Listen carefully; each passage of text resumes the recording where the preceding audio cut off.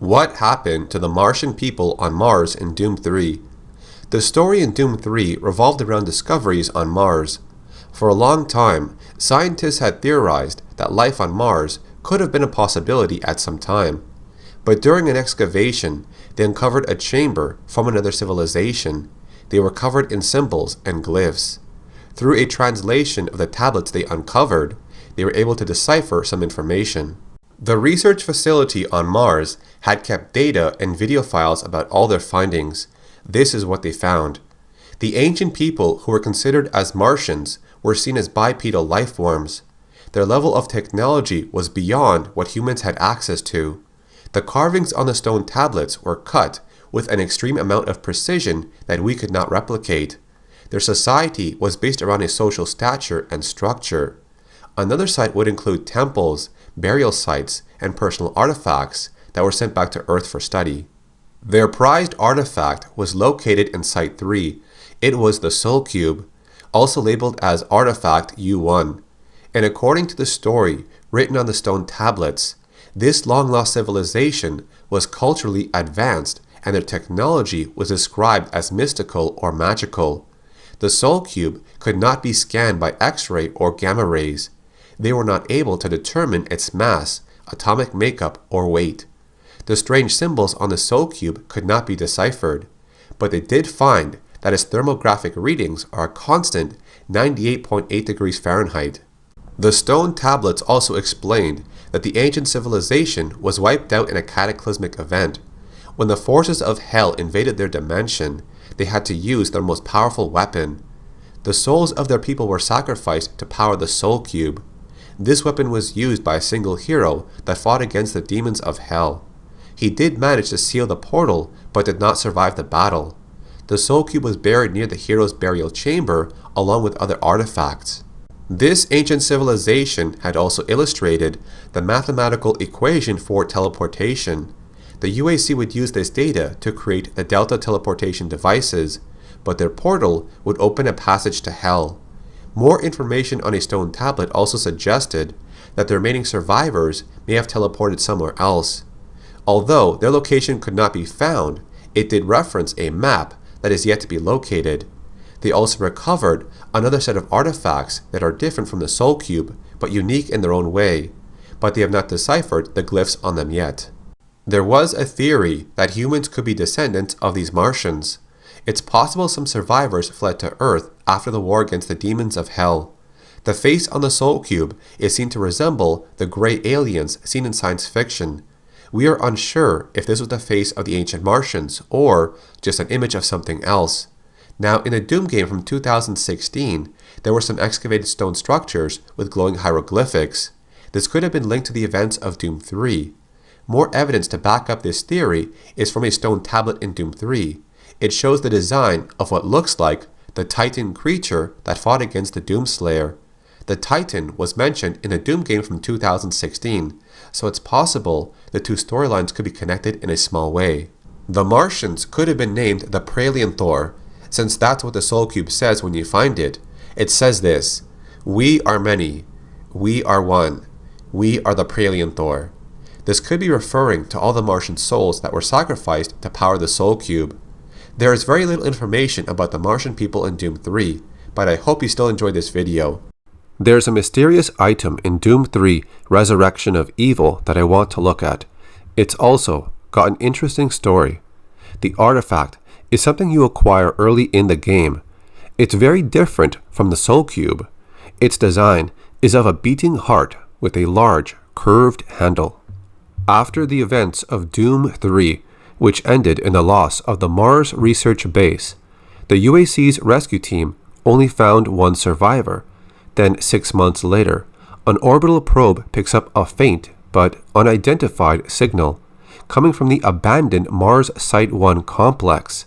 Then, on August 8th of 2146, the UAC announces the renewal of its Mars research program, which is going to be led by Dr. Elizabeth McNeil. Red Team is sent in to investigate where the signal is coming from. They uncover a hidden chamber. An object with the design of a blade is in the center room, and beyond that, a set of stairs leads to a door. The image we see here could be the ancient Martian people from long ago, the ones that fought against the demons. As the door opens, it reveals an object hidden behind. It glows with an aura emanating from it, as you can hear voices in the air. One Marine moves closer, reaches out, and touches it. The artifact awakens, sending a wave outward. This instantly evaporates his other squad members, or possibly absorbing them. Now that the artifact is awoken, it opens a portal to hell. Betrüger, who is now the Maledict, is aware of this artifact being found. His forces begin to invade again. He commands his 3 Hell Hunters to find the Marine, eliminate him, and retrieve the artifact. Betrüger wants this for himself. The artifact description in-game says it was created by the ancient civilization to defend against the forces of hell, which seems to match the Soul Cube more than the artifact, so this might be an error. It's also been known as the Heart of Hell, and some sources say it was also called the Bloodstone in the game's code, but I couldn't find the exact line where this was set, and throughout the story, it's mostly referred to as the artifact. The artifact does not do direct damage like the Soul Cube. It does something completely different. When you defeat the Hell Hunters, you will gain their powers to use in the artifact. Defeating the first Hell Time Hunter will give you the ability to move very fast when the artifact is activated. Time would slow down as you continue to move faster than your enemies, giving you a big advantage in combat. You'll see a glyph on the heart, which will light up after defeating the first hunter. As you progress through the story, you will encounter the Berserker Hunter. Defeat this one to gain another power for the artifact. Your new ability is that your weapons will do even more damage upon activation of the artifact. You will also see that a second glyph is now lighting up or glowing, indicating that you have acquired 2 powers in total. The Invulnerable Hunter will have the last power you need to acquire. You will gain a similar power that is seen during this battle. The third ability you will get is that you will take no damage when the artifact is activated. Now, you can move faster, do more damage, and receive no damage from enemies for a short time. When you have defeated all 3 hunters, you will see those 3 glyphs are now brighter, which means you have acquired all the available powers to upgrade the artifact. When you activate the artifact, the slow time effect can help you navigate through environmental hazards, like avoiding crushing walls, spikes, or other things that can harm you. Unlike the Soul Cube, which requires the souls of demons to recharge its power, the artifact requires human souls to recharge. Some bodies you find on stages will emit a glowing effect, indicating that this body can recharge the artifact, but you have to hold the item in your hand, then get close to the body to absorb the soul. You can hold a total of 3 charges to use the artifact. This item can only absorb the souls of humans and the 3 Hell Hunters to acquire their powers, but it's the opposite of the Soul Cube, which is said to absorb the souls of the demons. However, part of the tablet carvings from Site 3 were translated. It says that most or the entire Martian civilization was sacrificed to achieve victory against the demons. The essence of each individual was captured and placed inside the Soul Cube. According to the book called The Making of Doom 3, which covers the many changes about Doom 3's early stages up to the final version, there's a section that talks about demons invading the Martian civilization. It says here, in a desperate attempt to stop the evil forces, the people of the civilization sacrificed their own souls to create the Soul Cube, the ultimate weapon against evil. As you can see, the story about the Soul Cube remained the same when the game was released.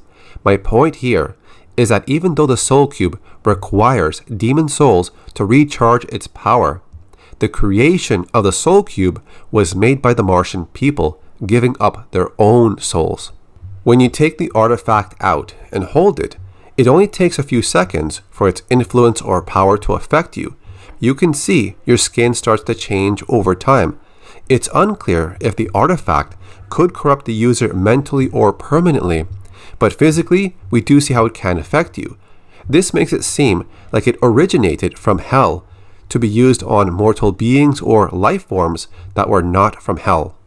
If you play on Nightmare difficulty, the artifact will be fully charged. It's not part of the story for it to be this way, it's simply a way to assist you on this difficulty setting. You won't be able to use the full power until the Helltime Hunter is defeated, which is the first one, and after that, their powers will not be absorbed, as you already have them. Later in the story, you would acquire something called the Primitive, which was discovered in Site 1 during the research dig. It's a small tablet that served as the key method to deciphering the glyphs on other tablets. Dr. Cloud would run a scan on the tablet, and images that appear are the same ones that are shown on the artifact itself. Other information they find out are things like the invasion, the demons. It's all told on the tablet. The artifact is a weapon of unbelievable power, but there's more. The ancients mentioned something about 3 unstoppable beasts called hunters. These are the ones we encounter through the game, but they were also on stone tablets. We can see the glyphs that appear next to each hunter is possibly describing the powers they possess. When you reach Dr. Elizabeth McNeil, she says the artifact is a gateway from hell, like the one Dr. Betruger opened in Delta Labs. But as long as the artifact remains in our dimension, there's always the danger of it being awakened, and another invasion would occur. The ancients knew this. The only way to destroy it is to bring it back to hell. They couldn't do it, so instead, they locked the item away and fought until the very end. Later in the game, you'll come across a room that has a strange blade-like object, which kind of looks like the one during the introduction. Nothing else is really mentioned about this, but when you approach this item within that room, a strange visual effect occurs. It's unclear if it's reacting to other life forms or to the artifact you're holding. It's just another mysterious item within Doom 3 that has no backstory. One could say it looks like the blade of a giant weapon, or maybe that could be the intended design and it served a different purpose. In the same room, you will also find another strange tablet. What is depicted on it is unknown. Nothing in the game seems to mention what it means. Dr. Elizabeth McNeil would then show you other tablet shards on the monitor. The first one could be depicting how the heart acts as a portal. This might be referring to when the demons first invaded Mars during the attack on the ancient civilization. The next one was kind of a mystery to me. I wasn't sure if it was the image of an unknown demon or something we've seen before, but part of the teeth and nose alignment seems to match what I noticed on the Maledict. But the eye sockets are different and the skull formation is a bit modified. It shares some similarities to the image above the portal used to reach the final boss. It could have just been a partial description of the Maledict, or it might be saying that the artifact is linked to this demon in some way. The next tablet they looked at is an image of the artifact. You can see carvings around it, which could mean that it was sealed or locked away within something. The last tablet shows a small, thin being standing against a very large demon, which might be a Hell Knight or even one of the hunters. This all seems to match the story that was uncovered through the tablets. As the UAC researchers were able to decipher many glyphs, they discovered that the Martian people were like them, at least in the way of being bipedal with a similar shape and size. They possessed advanced technology. For example, the glyphs were cut with extreme precision, which far exceeded what humans had. Their social structure had a lot of emphasis on stature. The artifact seems to be something that was constructed in hell, but during their invasion on Mars, the ancient civilization tried to fight back, and during this war, they were able to acquire the artifact. Because this item is so powerful, it could not be destroyed on Mars. The only way was to bring it back to hell and destroy it there. They were unable to do this, so their only option was to seal it, hoping it would not be found again. But humans would find it, and the nightmare continues. At the end of the story from the Resurrection of Evil campaign, the Marine would fight the Maledict in Hell. He almost loses the fight, but as the Maledict leans over the Marine, demanding the return of the artifact, the Marine shoves it into the demon's mouth and he is defeated. It seems like the artifact is also destroyed in this process, and there's no sign of it afterwards. In the video game Doom 2016, there's a level called Titan's Realm. You can find a hidden room with a beating heart placed upon an altar. At first I thought it could be referring to the artifact in Doom 3, but on second thought, it seems to be more related to the ones we saw in the original Doom games. So that covers some lore about the artifact in Doom 3, Resurrection of Evil, one of many unique weapons in the history of Doom. What are the ancient Martian weapons in Doom? Aside from the standard military weapons we see in the Doom games, there have been a few weapons taken from demons and ancient Martians from long ago. Back during the development of the original Doom game, an early version of the game had a weapon called the Dark Claw. It looked like the claw of a demon that casted a cloud of tortured essence. It made no sound and could be casted at any location, making it a very deadly weapon. The Dark Claw is said to feed on human souls. When it kills possessed humans or demons, it allows the weapon to feed. Although this weapon was never in the final version of the game, some game files resembling its description can be found in the Alpha 0.4 and 0.5 WAD files. This item was listed from within the Doom Bible, along with items like the Heart of Lothar and the Captain's Hand, which were simply meant to be special keys. Another weapon from the Doom Bible was the Unmaker, also known as the Alien Laser. It was also intended to be in the original Doom game, but was removed. It later showed up in Doom 64. The Doom Bible says that this weapon was best used on demons. It was mediocre on demon-controlled humans, and it was least effective on tech demons. The Unmaker shoots a single laser when it is found, and it can be upgraded to fire more lasers with a greater rate of fire and more power. The method of upgrading is by locating the demon keys. There is also another function to the demon keys in the game. During the final battle, there will be 3 portals that spawn demons. Each portal can be closed if the player has located a demon key, for a total of 3 portals that can be closed. This would make the final battle much easier, without having to deal with all the enemies that spawn from the doors. Now this weapon was originally supposed to be white in color, and it's made entirely of bones. And just like the Dark Claw, these 2 weapons were meant to feed on the souls of the creatures you killed, but this feature was removed and later used for something else in another Doom game. The Soul Cube was seen in Doom 3. It is an ancient Martian artifact that feeds on the souls of the enemies you kill. When it is used on a target, it will transfer the enemy's life force and heal the person using the Soul Cube. A total of 5 souls must be collected until the Soul Cube can be used. It is also stated to be the only weapon that can defeat Hell's mightiest warrior, the Cyber Demon. History says that the Soul Cube was created by magic when the Martians fought against the demons. One hero fought them all off, while the survivors were sacrificed for the Soul Cube's power. He was able to seal the portal, but did not survive the battle. The Soul Cube was buried close to his tomb. After it was found by archaeologists, Dr. Betruger took the Soul Cube and entered the portal to Hell. The Soul Cube would then be seen later on in battle right before the Guardian boss, and the words, "Save us," can be heard. Once the Guardian is dead, the Soul Cube is acquired, and it speaks these words, "We are many. We are one. We are the Praelenthor. You know us as the Soul Cube. Free us from our eternal prison, and we will help you. Vanquish our enemies, and we grow stronger. Listen for our call, and then free us, to smite down the evil." Perhaps the name Praelenthor is the name of the Martian people from long ago. Now after the Soul Cube kills the Cyber Demon, it is seen to fly into the portal and it closes. It is not clear if the Soul Cube was trapped in Hell or if it was destroyed.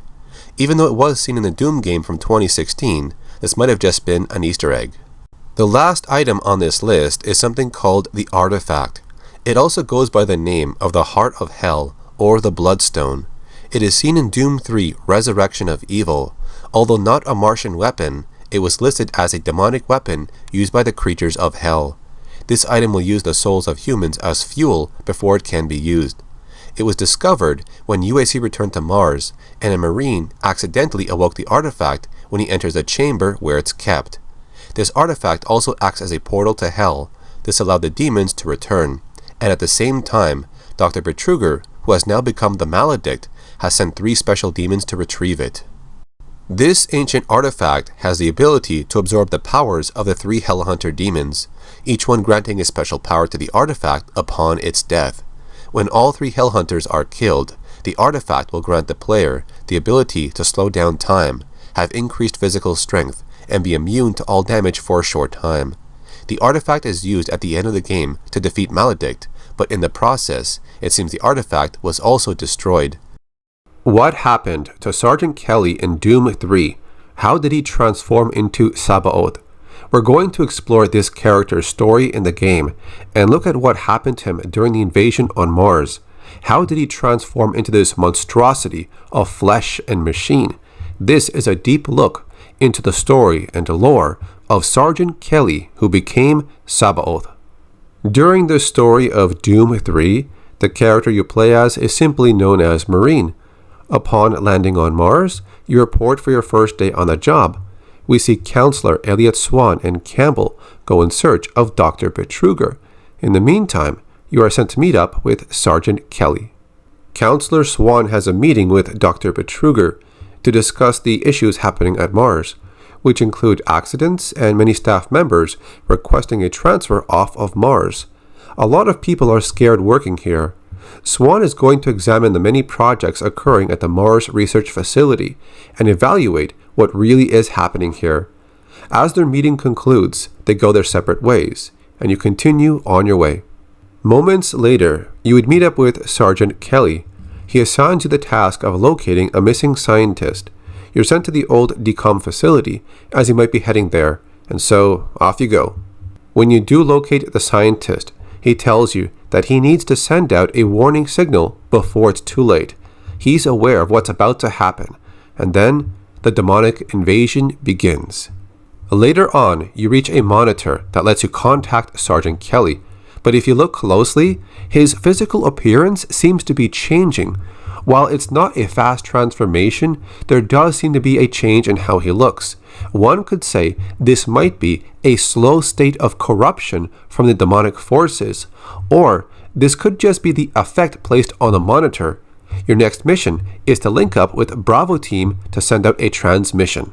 Counselor Swan is able to reach out to Dr. Betruger from another terminal. He tries to take control of the situation, but Betruger refuses to give in. Their conversation ends. Now he and Campbell make their way to the communications facility. When you reach this location, you are given the option to either send a transmission or decline. You will get a different response from both Elliot Swan and Sergeant Kelly. This also affects what Betruger says later on, but it does not change the overall story. It's just something extra. You fool! You have no idea what you just did. If the creatures get hold of those ships, who knows what can happen? You might have endangered all of Earth. I'm going to Delta to stop this. Don't get in our way. Transmission successful. Excellent work, Marine. Reinforcements will be here soon. I'll wait for you here in Delta. Get here as quickly as possible. Transmission terminated. You did the right thing. Until we know what's happening here, we need to keep ourselves sealed off from everyone else. The monorail entrance looks clear. Meet up with us there. We need to reach the Delta complex and stop this.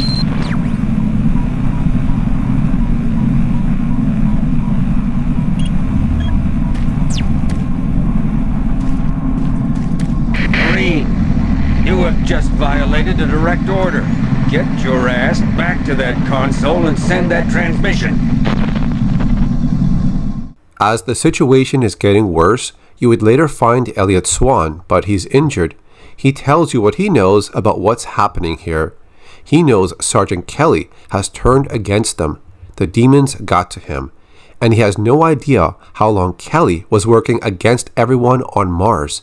He's no longer human, so Campbell went after him. The portal needs to be closed. The demons want to take control of planet Earth. You are given his PDA and sent on your way. We get a short clip of Campbell. He's still alive for now, and searching for Sergeant Kelly. The weapon he holds is the BFG. The Marine would find Campbell later in the story, but it's too late. His last words are warning you about Sergeant Kelly taking the BFG weapon. I killed that pathetic bodyguard, and now I will kill you. Soon after, the Marine would finally meet Sergeant Kelly face to face, but now we see that he's been transformed into something else. It's unclear when Sergeant Kelly had turned his allegiance to the demons. One theory is that he was working with Betruger since the beginning, which is why he insisted the Marine to send out that signal to call in for more ships to arrive, which the demons would use to get to Earth, something that Betruger says he plans to do later on. The other theory is that at some point in the game behind the scenes, Sergeant Kelly's mind was corrupted or controlled by Betruger or the demons in some way, and at this point he knew there was no victory unless he called for backup, which was a normal tactical response due to his military background. Here's what his face looks like now. It's got a different color to it, some injuries on the left cheek, along with some extensive mechanical or cybernetic augmentation. Only half his body was used during this procedure. It's attached to a large piece of machinery with his flesh stretched around it. This type of enemy looks like something the Strogg would create in the game Quake 2. The BFG weapon is placed around the area above the left shoulder. This means the weapon is fired without the use of his hands, so it could be wired to his mechanical parts. And above the BFG, we can see a small dish with a scanner or maybe a camera. This could be a way to track the target before it's fired. We can see metal plates on a large area of the neck, with giant bolts holding them in place. On the other side, we get a more visible outlook of what these plates are. It seems like this body was ripped open and shoved onto these mechanical parts, with giant tubes in the back of the neck and a larger one connected to the back of the head. The lower torso area has a mass of flesh just hanging down, which led to stains on the lower part of the tank. I also noticed that you'll find a few pieces of human parts in some rooms of this area. Could these belong to Sergeant Kelly during his transformation? Perhaps. Or maybe it was some unfortunate person he ran into. If we shift our attention to his right arm, it's been completely replaced by a mechanical one with a set of spinning claws. This would be used for close-range attacks. A view from the back gives us a look at the tank wheels, the lower base which is armored. Now the left side of the body has a larger mass of flesh, while the upper area is surrounded by another piece of mechanical gear. From the top, we can see the extremely large piece that Sabaoth has to carry, and the base which is connected to the tank wheels is overall much bigger than the upper piece. The last area to look at is the lower section with the tank wheels. It's made up of multiple wheels connected together, but only one section is animated. Sabaoth travels in a very linear pattern. He moves around in straight lines. The arena you fight him on is pretty small. There are platforms that are active only when Sabaoth goes in that direction. Be careful when approaching these moving platforms, as they can pull away and you might fall. Just be careful, because if you run behind the pillars, you might take damage from the electricity. If he does get close to you, he will try to use his right arm for a melee attack. While Sabaoth is a very large and slow target, the real danger is from his BFG weapon. The stream emitting from the BFG shot is what drains your life quickly. This is the main threat in this battle. This stream from the BFG shot will hit you almost anywhere on the stage, unless if you take cover. However, you can use certain weapons on a BFG projectile, which will cause it to explode early, therefore reducing the hits you take from that stream charge. You can use bullets on the BFG shot or anything with area damage. The sooner you destroy it, the less damage you will take. If Sabaoth is within view without anything blocking him, he will fire a BFG shot around every 8 seconds, so you can kind of anticipate when the next shot will come out. The size of the stage is very small, which gives you little space to move around, and taking cover behind pillars can sometimes backfire because electricity surges will occur. The key to this battle is avoiding the stream charge of the BFG shot. It doesn't take that many shots to win this battle. You just have to land a few rockets and launch the Soul Cube. Welcome to the mess hall.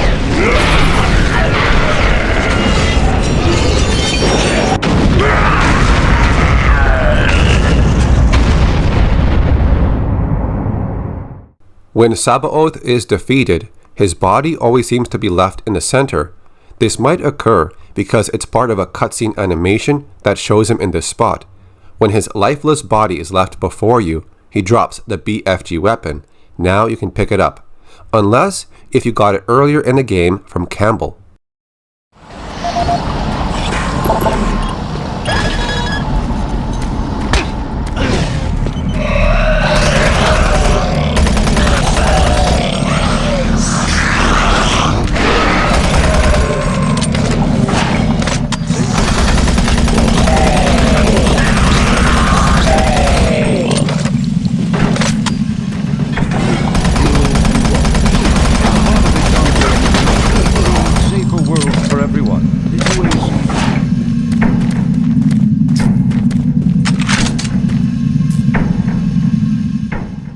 We can only imagine how painful this transformation was for Sergeant Kelly.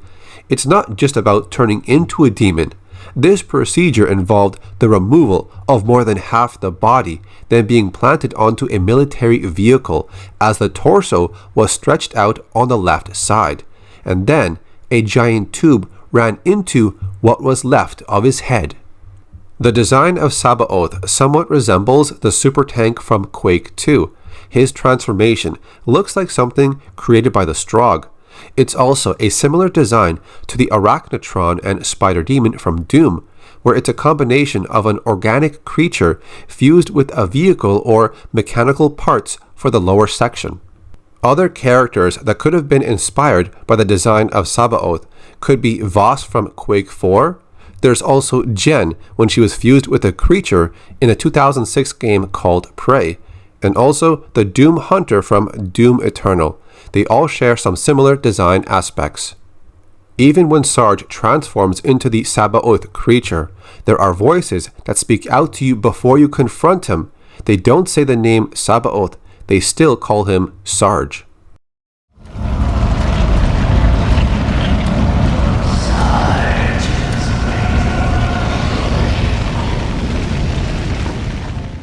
Here is the physical difference of Sergeant Kelly between the original Doom 3 game and the updated BFG edition.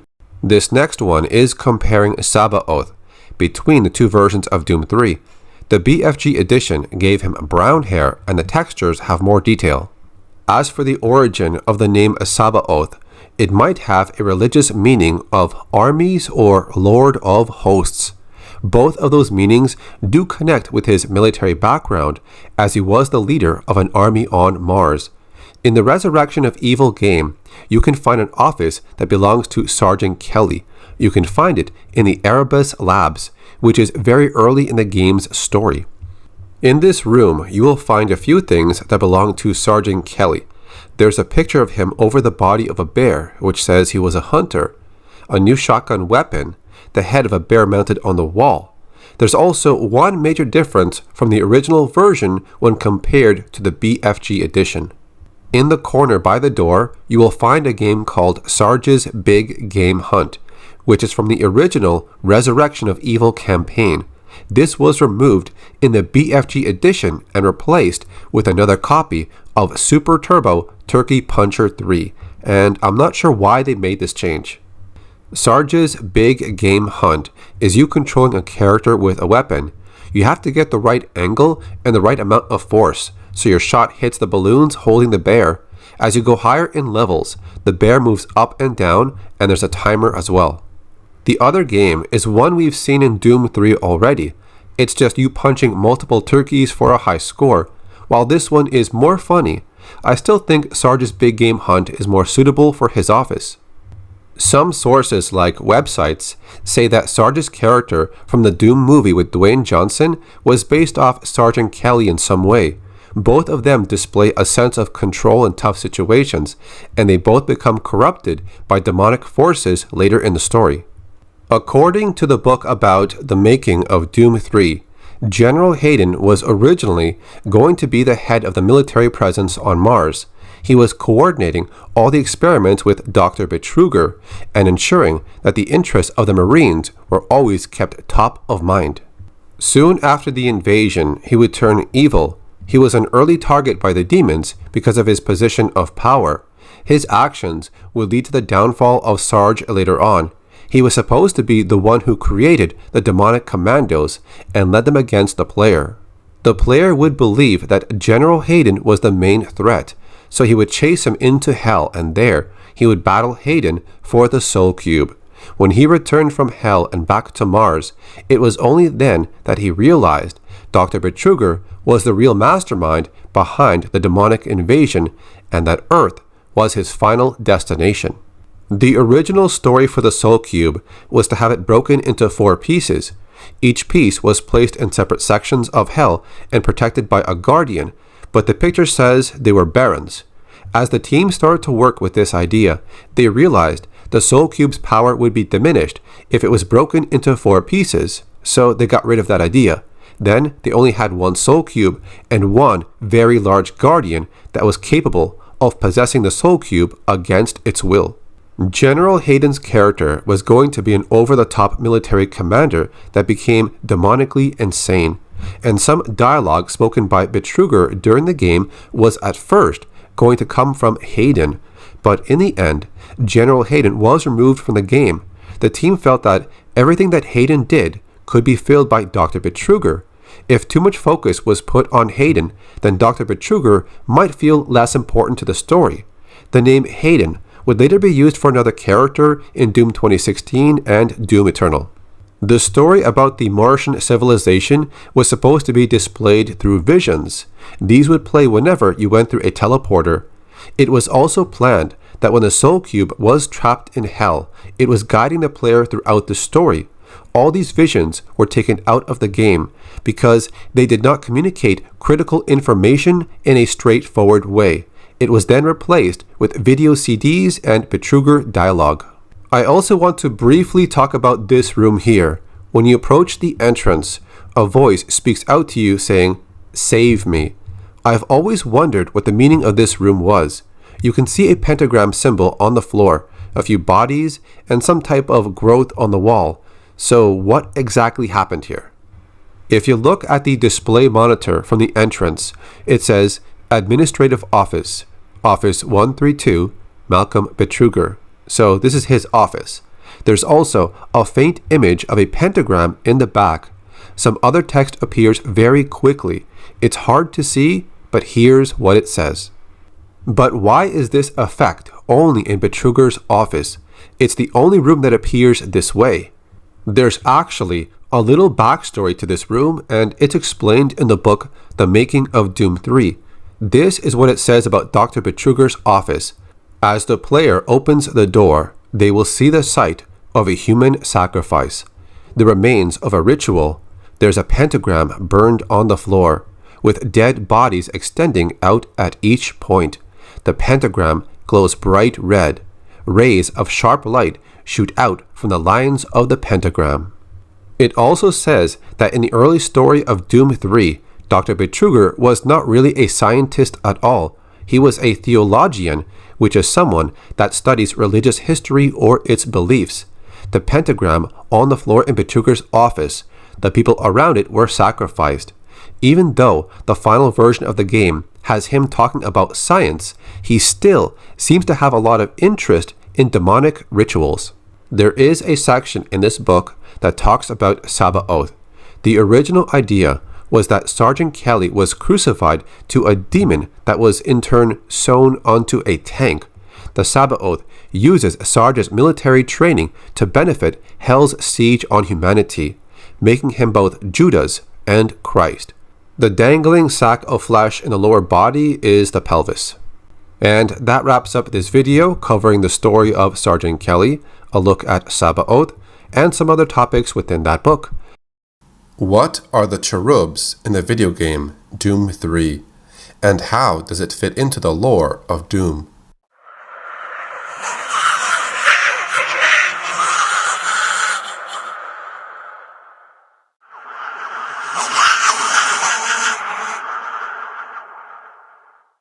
When Doom 3 was released in 2004, they brought back classic favorite enemies like the Pinky, Imp, Cacodemon, Hell Knight, and a few others. While their appearance was slightly changed, you could still see the similarities to the original version, and this was based on how each enemy functioned. You could tell this was an Imp, this was a Pinky, and this was a Cacodemon. Each version of Doom seems to introduce new enemies. They vary in appearance, origin, and their purpose. But during production, the team started to bring in new types of enemies, and one of them was probably the creepiest enemy in the game, at least to me. Here we have the Cherub, or maybe it's pronounced Cherub. Anyways, this was a new monster in the Doom universe. But unlike the other creatures that take on a demonic form from the base of an adult human body, the Cherub is very different. Its appearance is of a human baby, but with many changes to its body. On its back, we can see insect-like wings, which can generate a buzzing sound when they are active. Their eyes have changed in color, and their teeth are now pointy and sharp. If we look at their limbs, the arms have changed into large claws, used for tearing away at their prey. It has no legs in its lower body, but it's been replaced with what looks like the abdomen of a fly. This sight alone is not only frightening, but very disturbing. The cherubs will mostly attack in groups. While their bodies seem to be too heavy to fly, they can still crawl and also leap towards a target while slashing away with their claws. Now, there is very little history about the cherub. They are mostly seen in places where the mancubi are found. Some might think they are the offspring of the mancubi, but there's no real data on that claim. However, there's a part of dialogue in Doom 3 that does mention someone's baby. Here's the audio.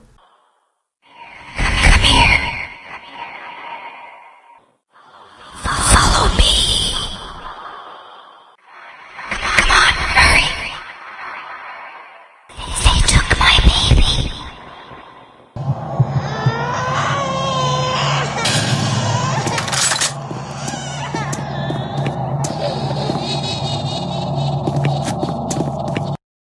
There's been some speculation that this could have been a human mother, or perhaps it was the Vagary boss. It could have used its telepathic powers to fool or scare the Marine. I have covered the Vagary boss before, and the creature on its abdomen seems to resemble the mancubi. One theory is that the Vagary was once human, and after it mutated, it took on the role of giving birth to mancubi. But here's the problem. Vagary is the queen of the Trites. So, does she give birth to Trites or mancubi? It's all really confusing because now we might have three creatures linked to the Vagary. One might think they are not so dangerous, but given the chance, they can overwhelm a target.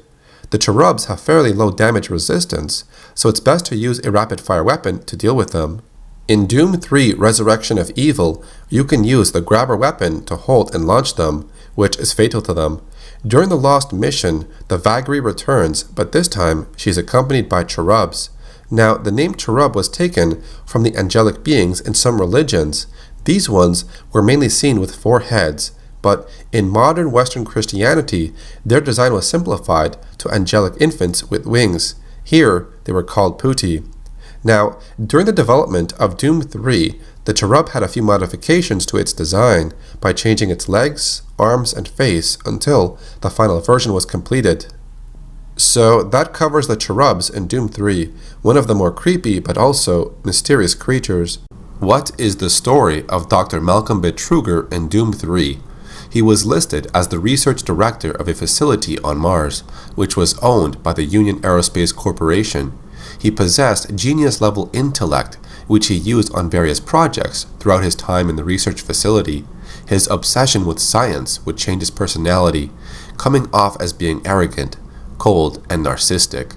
He would take great pride in his discoveries, and sometimes even risking human lives in the name of science, something that did not seem to bother him. He oversaw the archaeological dig on Mars, and various sites were discovered. Site 1 consisted of chambers and tunnels. The walls were covered in glyphs, which were carved into stone. This proved the existence of life on Mars at some point in time. Site 2 would mostly serve as a burial ground, a temple, and individual artifacts. This area was documented and cleared out. But Site 3 is where they located the artifact listed as U1, also known as the Soul Cube. It was buried along with other artifacts. In the same room, they would also come across a burial chamber of a very large being, and some unique stone tablets. The first tablet gave them records about teleportation.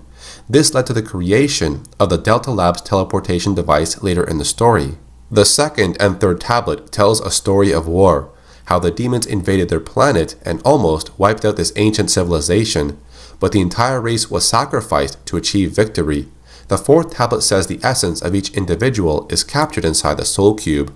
It was used by their mightiest warrior, and he banished the invading demons. There's a section of the fourth tablet that is left out, but a piece of it was later discovered.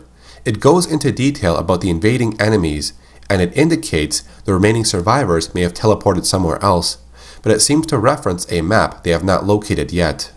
The images they found in the ceiling of one room is supposed to represent our solar system. This map is located in a place called the Room of Stars. There's a clear indication that any survivors could have teleported to Earth. If that were true, then we might be their descendants. Other artifacts were located during the excavation, but they are still being researched to uncover their secrets. This ancient civilization was listed as being mystic because of the Soul Cube's unique properties. According to Richard Myers in The Lost Mission, he says UAC researchers found a Martian teleportation device. It was non-functional, but the researchers learned enough after decoding the wall carvings. The teleporter became operational in short distances. As their technology advanced, they were able to create a portal to another dimension. Richard was able to hack into Betruger's personal logs. He left notes on his interest in the occult and how to harness evil powers. Betruger's log also said the demons contacted him in his dreams. They offered him unlimited power if he helped the demons reclaim Earth. Since there was no functional teleporter straight to Earth from Mars, he would help the demons invade Mars, which is one step closer. Dr. Betruger would oversee the work on the teleportation device, and when conducting some experiments, they uncovered a new dimension. When they sent a probe through, it brought back images of unknown creatures, the first proof of life beyond Earth. Betruger would start sending research teams through the portal with the intent on capturing some of the creatures. Some beings were brought back, but at the cost of human lives. But the team who did come back alive would end up being affected in some strange way. Their mind was poisoned or corrupted, and later on they went insane. An audio log by Dr. Pierce Rogers says this other dimension was in fact hell, and the creatures brought back for research were demons. The medical supervisor named Peter Raleigh left behind an audio log of his observation of this outbreak of dementia. Subjects that returned from their time in hell would become infected in some way. They suffered from paranoia and delusions. He tried many forms of drugs, but everything failed. He assumed it was a pathogen, but he could not find anything biological that would cause this. This pathogen would attack the higher brain functions. Over time, they would lose their ability of communication and rational thinking. Subjects would become violent and aggressive. Then, the physical changes would begin. Sometime later, Betruger would make an unscheduled trip through the portal, and he took the Soul Cube with him. It was the only weapon that could stop the demons, and now it was left in hell and protected by the Guardian Demon. With the Soul Cube now in possession of the demons, they were free to go through the portal. When Betruger returned from hell, his mind was corrupted, he was changing, and was given evil powers. The board would receive multiple reports of strange things happening on the Mars base, things like unexplained accidents, weird sounds in dark places, unauthorized experiments, and strange cases of mental illness. They received a complaint by Elizabeth McNeil, who used to work for Dr. Betruger, until she was reassigned to a position on Earth. She became concerned about Betruger's research direction. There's also the issue of the safety and the sanity of anyone who remains on Mars. Dr. Betruger tries to persuade Elliot Swan through an email that coming to Mars for a review is a waste of time. His research is yielding outstanding results, and he won't allow his work to be compromised. The board is more interested in teleportation technology, but not in Betruger's use of it to reach another dimension, so they sent Counselor Elliot Swan to do a full review of all the work Betruger was doing. When Swan lands on Mars, he brings his personal bodyguard, Campbell, and a Marine that was sent to replace another recruit. Betruger then has a conversation with Swan about the strange reports in the facility. He tries to explain that these accidents could have been avoided if he had a bigger budget and a larger workforce. The board is only interested in having a product that they could sell. They don't care about science or newfound discoveries, and so Betruger tells him, "Don't worry, they'll get their product." As Counselor Swan tells him that he will need full access including Delta Labs, Betruger agrees but warns him, "Just stay out of my way. Amazing things will happen here soon. You just wait." It turns out that a lot of staff members are requesting a transfer off of Mars. With so many deaths, unauthorized research, and strange creatures in Delta Labs, it seems something strange is happening on Mars. As the Marine of the story reports to Sergeant Kelly, he's given orders to locate a missing scientist. When he's located, he tries to send out a distress signal. He's fully aware of the danger that's coming to Mars, but the signal does not get sent. Then, an unknown shockwave comes through the portal from Hell, and it changes most humans into zombies. As he fights his way through the base, he is tricked by Sergeant Kelly to retrieve a military transmission card. Swan does warn the Marine to not send the signal, because those creatures could get a hold of those ships. The signal goes through eventually, either by the Marine or by Betruger himself later on. Swan goes to Delta Labs in hopes of stopping the portal.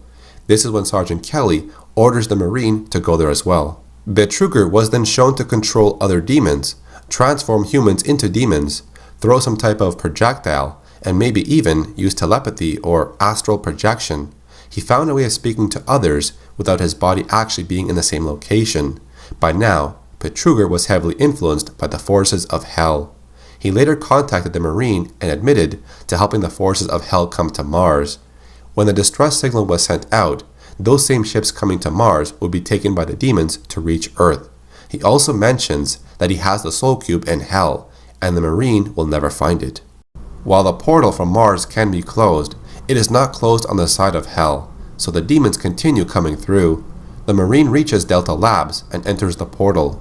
Our hero arrives in a place surrounded by lava, stone, and fire, but in the distance we see statues of demonic faces. He is truly in Hell. The sounds of suffering and tortured souls can be heard in the distance. Whatever this place is, no man has ventured this far and came back alive. But the Marine fears nothing and continues onward. As he ventures on, his surroundings become stranger and more twisted. Hell is no place for a mere mortal. It is bound to the wicked and evil spirits. Near the darkest pits of Hell, he finds the Soul Cube. It calls out for you by saying, "Save us." But as you reach for it, the Guardian appears, a giant brute of a demon. Its thick hide cannot be penetrated, so your weapons are useless on its body. But as it sends out seekers, they will focus their light onto you, as to guide the Guardian to your location. The Soul Cube speaks out to you, informing you of the Guardian's weakness. Destroying the Seekers will cause the Guardian to create an orb, to spawn more Seekers. Destroy this orb, and the Guardian shall fall. And now, the Soul Cube is yours to claim. In all its splendor and mystery, it speaks to you. We are many. We are one. We are the Praelian Thor. You know us as the Soul Cube. Free us from our eternal prison, and we will help you. Vanquish our enemies, and we grow stronger. Listen for our call, and then free us to smite down the evil. When he closes the portal and returns to Mars, Betruger contacts him and says that another Hellgate has opened up, and this one is located at the dig site where the artifacts and stone tablets were found. If this Hellgate is not closed, then millions of demons will come through. Without a second thought, our hero heads there. Now, it's possible that Sergeant Kelly was working with Betruger all along, because he was persistent in sending out the signal to Earth. Even if you cancel the signal from going out, Betruger sends it out later on. At some point in the story, he was turned into some type of demon. His lower body is replaced with some type of tank-like vehicle, while the upper body is attached to machinery with a sharp claw for a right arm, and a BFG is mounted on his shoulder. It's unclear why Sergeant Kelly wanted to send out a distress signal to Earth. Some might say he was working for Betruger. One theory is around the idea that his mind is being controlled by Betruger, or his actions to call for reinforcements could have just been a natural military procedure. But his transformation into Sabaoth could have happened after he ambushed Jack Campbell and stole the BFG from him, because the corridor Campbell was in was too narrow for Sabaoth's true form. You would also find Elliot Swan dying, and he says he's no longer human, so this could mean Sergeant Kelly was starting to transform, but did not have the tank vehicle attached to his body yet. The Marine then makes his way to the caverns, while still fighting the demons that are coming after him. But unknown to him, as he makes his way into the lower areas, something is waiting for him. When he locates the Hellgate, he comes across the Cyber Demon, a giant hellish beast, the merging of flesh and steel, a true image of evil.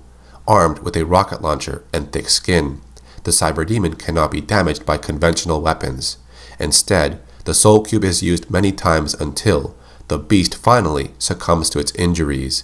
It falls over and dies. The Cyber Demon is defeated. The Soul Cube then flies into the Hellgate and closes it. But at the same time, it is unknown if the Soul Cube was destroyed or was lost in Hell. As a rescue team arrives on Mars, they search for survivors, but they only find one, the lone Marine. Somehow, he made his way out of Hell and back on Mars. And as to the whereabouts of Dr. Betruger, his body was not found. But during the ending, his head is seen attached to a tongue of a giant, dragon-like demon. Betruger has turned into the Maledict. The ending closes with him flying around in Hell. The battle is not over. Now, there's a collectible in Doom 3 that mentions a music album called The Head on My Tongue, and the band's name is Hellish Dragons. This could be seen as a reference towards Betruger becoming the Maledict, with his head on its tongue. When it comes to the meaning of Betruger, in German it means deceiver, cheater, or swindler, a very fitting name for the main villain of Doom 3. But that was not the end of the story. It was continued in the expansion to Doom 3 called Resurrection of Evil, so the incident on Mars ended on November 15th of 2145. The facility was destroyed and only one survivor was located. On May 1st of 2146, an orbital probe picks up a strange signal coming from the abandoned Mars site, and as of August 8th in 2146, the UAC decides to continue its Mars research program, but this time, Dr. Elizabeth McNeil is chosen to lead the primary assessment team. The team that is sent in happens to uncover an artifact hidden within some type of temple. One Marine ends up touching the artifact, which looks like a heart, and this wipes out the rest of his team, leaving him alone. This also triggers another event. This opens a new portal from Mars to Hell. The nightmare has started all over again. Now ruling over Hell, Maledict senses the new portal and says, "Hell reaches out for what is ours. We have been unbound." The artifact contains unbelievable power and can open portals to other dimensions. This is why Maledict wants it, and so he orders 3 Hellhunters to locate the Marine and bring back the artifact. Each Hellhunter possesses a special ability, and when they are defeated, the artifact will absorb that power. And it turns out, the ancient civilization on Mars had battled against these hunters in the past, because images of the hunters were carved into stone tablets. Another tablet is later scanned, and some of its secrets are revealed. It has the same writings as the other stone tablets. It mentions the invasion of the demons and the ancient civilization, and this artifact is also a weapon of tremendous power. It acts like a gateway from Hell. It must be returned to Hell and destroyed. The ancient civilization was not able to do this, so it was locked away, hoping nobody would ever find it. Maledict confronts the Marine at the end of the story, and after a grueling battle, Maledict seems unfazed by the Marine's weapons, so he flies down and grabs the Marine with his mouth, then slams him on the floor. He demands for the artifact to be returned, so the Marine does just that, but instead he shoves it into Maledict's mouth. This results in the destruction of the demon, and only his human skull is left behind. The name Maledict comes from various Latin words. Maledictus is Latin for cursed or damned. Malediction is the intent of bringing about evil and destruction, and maledict here means to speak evil. All of these seem to fit Betruger and his maledict form just perfectly. According to the book, The Making of Doom 3, it says General Hayden was an insane military antagonist. He ended up being cut from the game, and Betruger was made into the main villain of the story. The face and voice of Betruger could have been an homage to the movie character Hannibal Lecter. So that covers the story of Dr. Malcolm Betruger and the Maledict in Doom 3. It's a very long story, but I did find it interesting. I also liked how there was an ancient civilization and how the stone tablets told a story from long ago. Most of the lore to this game was left behind in collectibles that are displayed in your PDA, either through audio and video logs or by emails. The Soul Cube also made an appearance in Doom 2016, but only showed up as a possible Easter egg, and you could not interact with it. So I got a chance to replay Doom 3 very recently. This is the BFG edition, by the way. And I remembered, as I went through the story mode, there were a bunch of areas that were inaccessible because they're blocked off or you're not supposed to go there. And so I thought, let's do a video going to a bunch of these, inaccessible areas of Doom 3. So the first one here is when you see Dr. Betruger speak to Counselor Elliot Swan about the issues that are happening on Mars. And so I thought, I want to go inside that room and talk to Campbell and also to Elliot Swan. So this is the back room where they go around the corner. And Campbell, does he want to give me the BFG? Let's talk. No, he just wants to show me his fancy case, alright? The small room they walk into is where they just disappear. Yeah, and they're gone, that's it. The door to the right is also locked. Now when Betruger is talking to Elliot Swan in that same room, there's a laptop behind him, and I just wanted a better angle of that, and it is small information about Artifact U1, which is the Soul Cube. Alright, that's just a better angle. At the start of the game, you have to undergo a full body scan before you're allowed entry. So there's this office here, and I want to see the computer terminal in the corner, and it has these names: Mark Kasian, Jacob Cruz, Alexander Pesh, 2 security classified personnel. And there's this, I guess, person who's become a zombie. I just want to get a better angle of its face. So inside the room, this is what it looks like. Yeah, he's beyond saving at this point, and the animation just repeats. And here is Sergeant Kelly when you first meet him. His eyes are different. Whoa! If I talk to him, he teleports to the door and his eyes change. And then he's going to zip back. Yep. And this is a comparison of Kelly's eyes before you meet him and during that conversation. Yeah, it looks different. Okay, so we got a different angle this time for the cutscene when you actually do meet him and he speaks to you, and his legs or his torso is twisting the other way. That is not natural. That was weird. Alright. Then it shifts over here. Okay. Then he teleports there. Alright. And then he changes there. And then goes back to this spot. Okay. And moving on to this area over here. There's a bunch of weapons in the back over there. And I want to see if I can get them. Alright, we're inside. And let's see if we can pick up this ammunition. Oh, I can. Nice. So it is an actual item you can pick up. Oh, cool. Okay. Oh, there's a plasma gun on the table. Oh, I took that too. Okay. Let's get as much ammo as we can get. Oh, that's cool. I just cleaned out the house, man. I took everything. There's also this room later on You do access this area later on in this stage, but I want to access it right now and push that button ahead of time.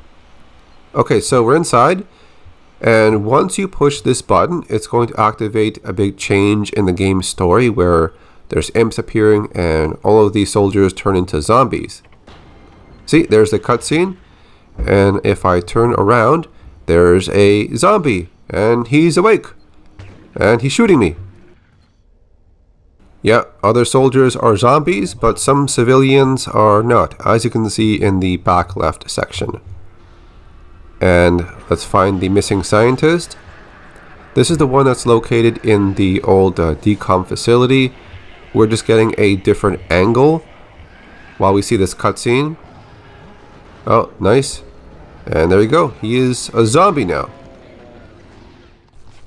There's an imp here in the dark. Is he eating it? Well, he's doing the motion. I guess that's what it means. Hey, I found an issue of Game Hog.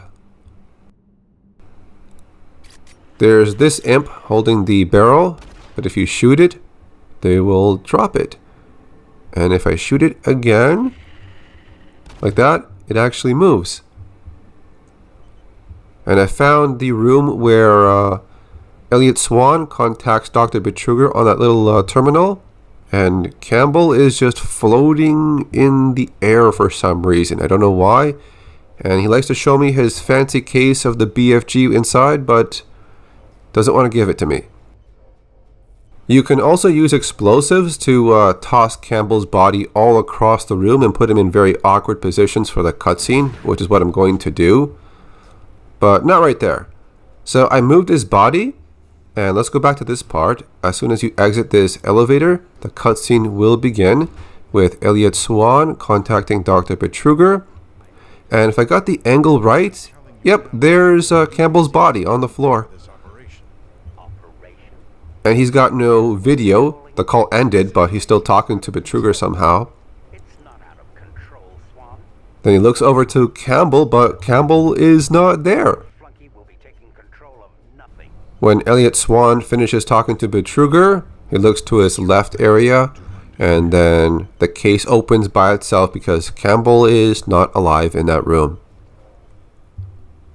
I did find them again in a separate area, and Campbell is like glitching forward slowly somehow. He's holding the BFG.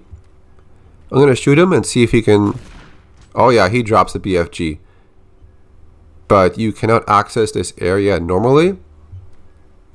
And wow, big difference. You destroy Swan's body, but Campbell's body always stays around.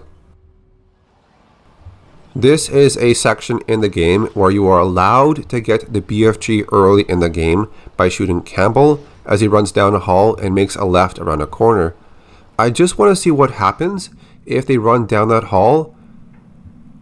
Ah, so they just disappear and that's pretty much it. There's no proper animation. I also found this zombie nudging its forehead against this fallen zombie. Maybe they're trying to say it's eating it? I don't know. I don't know why Elliot Swan and Campbell are inside the room where you fight the Vagary boss. They have no reason to be there. It's kind of strange. I mean, Elliot Swan looks really scared that a giant spider is right behind him. And looking at Campbell, his eyes have this weird look again, like he's possessed or dazed or tired or something. Yeah, it's really weird. Maybe he's looking at that hanging body up in the ceiling, perhaps. And here's what the Vagary boss looks like from the rear end. It's got some weird kind of creature there. Yeah, it's kind of scary. I really don't like spiders. And there's this door where as you approach it, there's this kind of creature that kind of pops out of the door in some weird nightmare vision. Yeah, that one. So let's go inside and have a look at it. I want to see the rest of its body or what's available to see. And oh, it's only a small section of the torso and the head. So that's what the face looks like. Okay. I always thought, was it like a different enemy or like a different version of a Hell Knight or something else. And there you go. Hey, I found Swan and Campbell again in a different office that's already burning. You can actually talk to them, or like make them turn around to face you, and that's about it. Campbell aims his BFG at me with his weird eyes, yeah, going crazy again. And Swan is like, yeah, he's scared again. I don't know why. He's always got this look on his face. I really don't know the purpose of these characters being here and just kind of standing around with those weird looking faces. I don't know. And this is an up close look of the Pinky Demon. I just wanted to see the detail and the animation on the character model because normally it moves too fast. You can't even see all of it. Yeah, it's pretty scary. And behind that Pinky Demon, there's this body just hanging around with its arms wide open. Yeah. He's just chilling. There's this section here where I wanted to explore the outside areas, but all these buildings are empty. Yeah, there's nothing inside. And my train arrived just in time. So these three pictures are different backgrounds they use for the outside area of Mars City. Yeah, they're very low-res backgrounds, but yeah, I just wanted to show you. This is the part in the story where you have to get an item to charge up the teleporter and make it usable. Whoa, did you see that? The chair behind him moved on its own. That was weird. Whoa, this guy's floating with his legs. Whoa, his body's like... Whoa, he teleported back. Then he continues working like everything is completely normal. Okay. This part, when the two Hell Knights come out of the portal and they attack you, and Betruger is actually up top, right here. If you get to this area, he does notice you and just kind of stares at you. Yeah. Meanwhile, the two Hell Knights are down below. You can shoot Betruger if you want. Yeah, he turns into a skeleton and then like just disappears, and here we are in hell. Whoa, there's... Wait, is that normal? I can't remember if I saw that during my last playthrough. That was strange. That might be normal. Maybe because we're in hell, you know.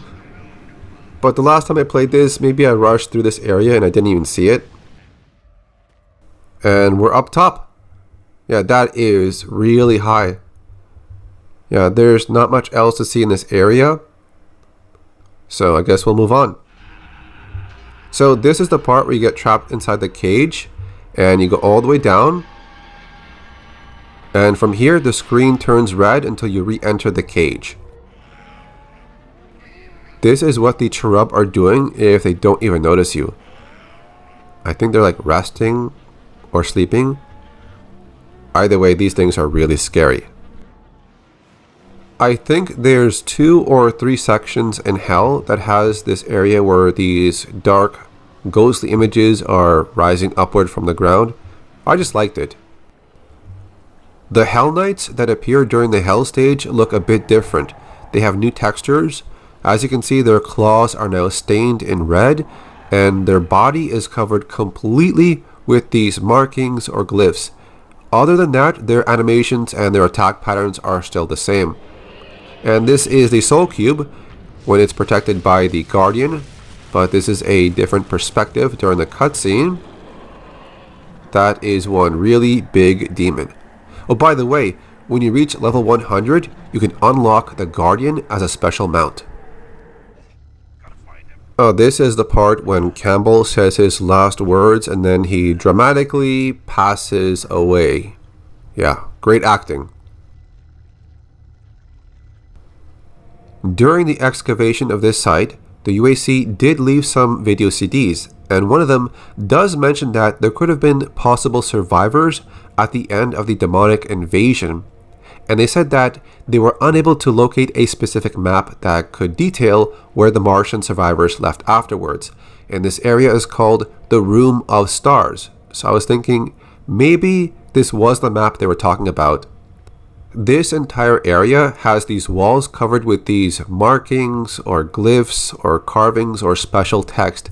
And I've always been really interested in this kind of stuff when it comes to lost civilizations or ancient history. And I even looked at the book called The Making of Doom 3, hoping to find an answer or possible explanation or translation to all these symbols or text, but I did not find it. This is supposed to be the final resting place of the hero that used the Soul Cube and defeated the demons a long time ago during the invasion on Mars, and it seems like this was a very tall life form. So let's go up top because I want to see the face in full, and that is what it looks like. And if you're wondering if there is a body inside, no, there is not. It is completely empty. There is nothing inside this area. So yeah, that's it. Here we go. Let's do this. Let's just walk through the wall like it's completely normal, right? And this is the end of the Cyber Demon, but a different angle during the cutscene. Marine just kind of appears there. The Soul Cube takes off and my legs are distorted somehow. That's kind of strange.